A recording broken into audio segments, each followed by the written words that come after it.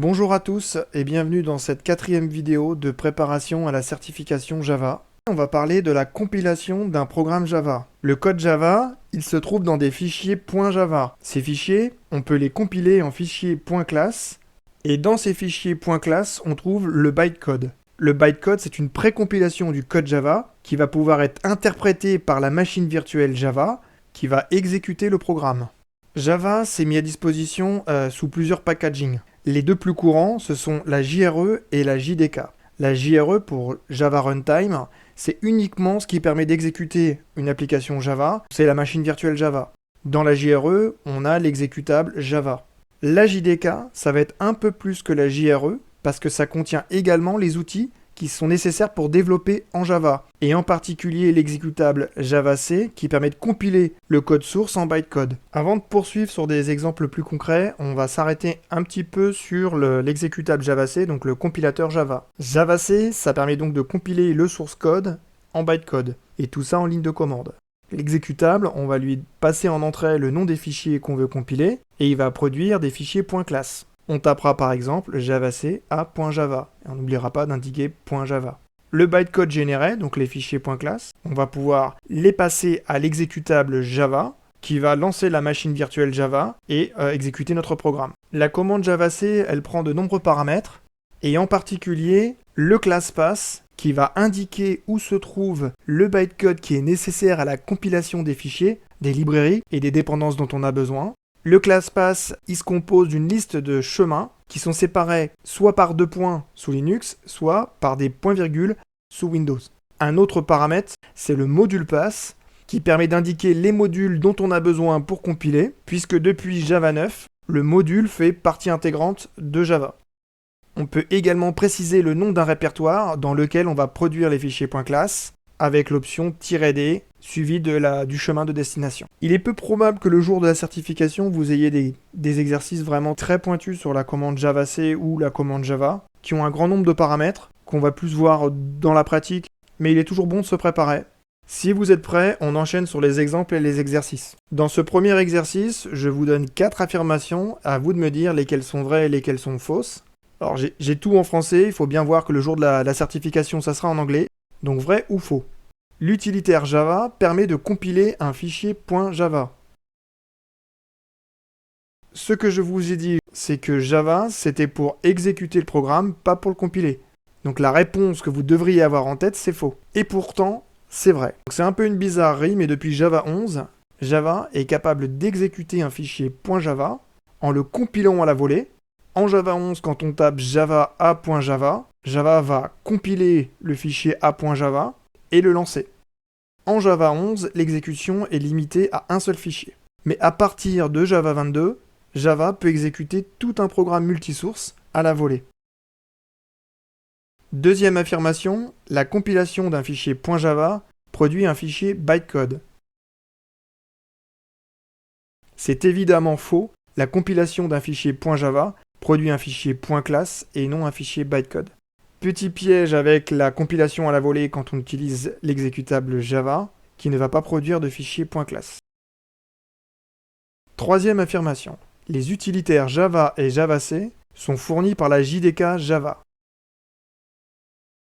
C'est tout à fait vrai. Dans la JDK, on trouve tous les outils nécessaires au développement Java. La JRE, quant à elle, c'est uniquement pour exécuter un programme Java. On trouvera donc l'utilitaire Java dans les deux cas, mais JavaC se trouvera uniquement dans la JDK. Quatrième affirmation. L'utilitaire JavaC ne peut pas compiler plus d'une classe à la fois. Là aussi, c'est bien évidemment faux. On peut utiliser un wildcard pour sélectionner plusieurs fichiers à la fois.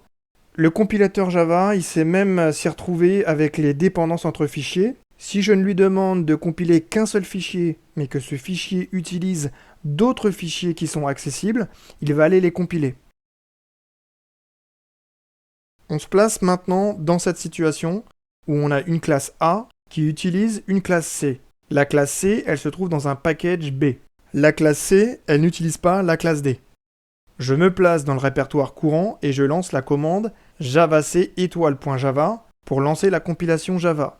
Parmi les affirmations suivantes, lesquelles sont vraies? La compilation produit 3 fichiers .class. Eh bien, c'est vrai. javac étoile.java, ça va compiler tous les fichiers .java qui sont dans le répertoire courant. Donc on a A et on a D. Mais puisque la classe C est utilisée par A, le compilateur va le compiler également, ce qui fait qu'en sortie, on a 3 fichiers .class. Deuxième affirmation, la compilation produit des fichiers A.class et C.class. C'est bien évidemment vrai puisqu'on a même vu qu'il y avait 3 fichiers .class de produits pour A, C et D. Troisième affirmation, les fichiers .class sont produits dans un répertoire target. Bon, depuis qu'on sait que la réponse A est vraie, on sait également que la réponse C est fausse. On sait que les fichiers .class sont produits au même niveau que les fichiers sources. Pour avoir tous les fichiers .class dans un répertoire target, il aurait fallu utiliser l'option "-d" en indiquant le nom du répertoire target. Réponse D, je peux compiler le fichier c.java avec la commande java b/c.java. C'est tout à fait vrai. Pour compiler une classe qui se trouve dans un package, on doit préciser le chemin vers cette classe, où les répertoires vont correspondre aux packages dans lesquels se situe la classe.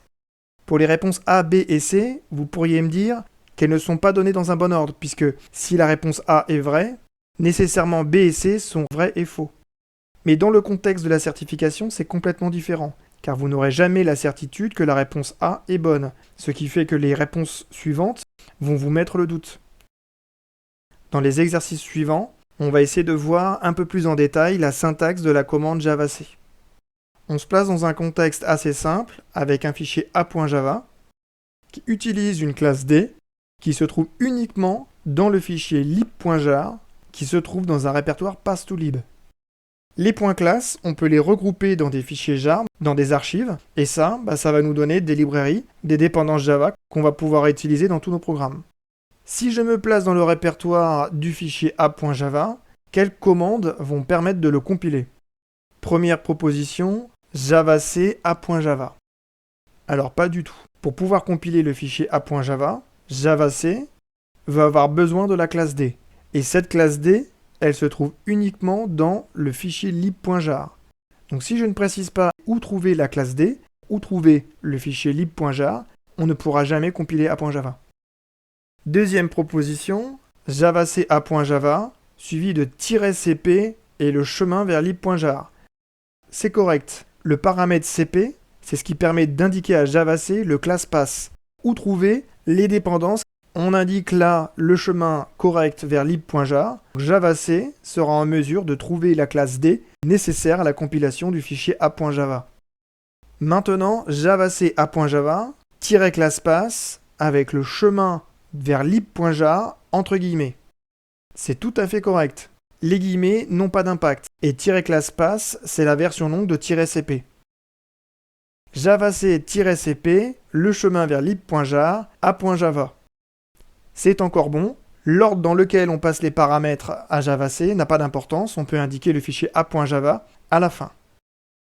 javac-cp, le chemin relatif vers lib.jar, suivi enfin de A.java.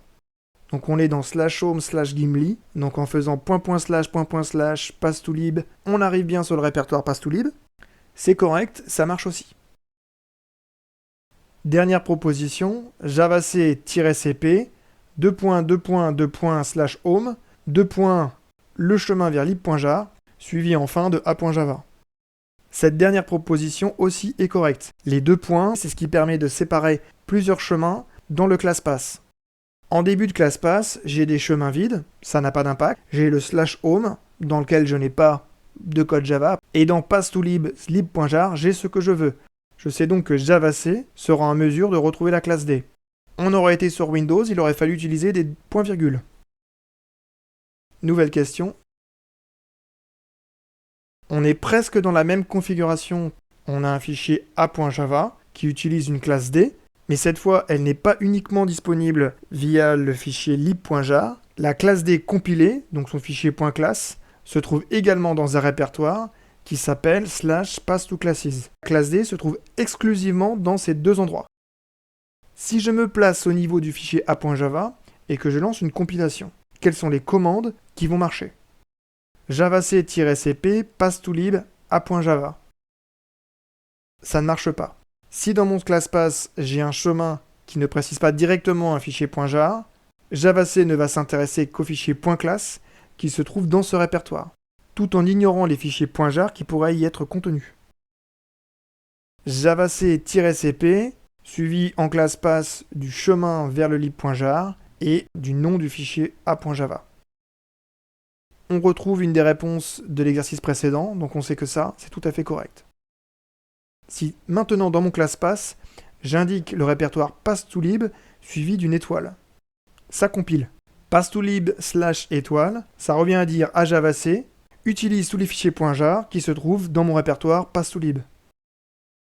Si dans mon ClassPass, je rajoute un répertoire, ça ne va bien entendu rien changer puisque le premier répertoire suffit et contient la classe D dont j'ai besoin.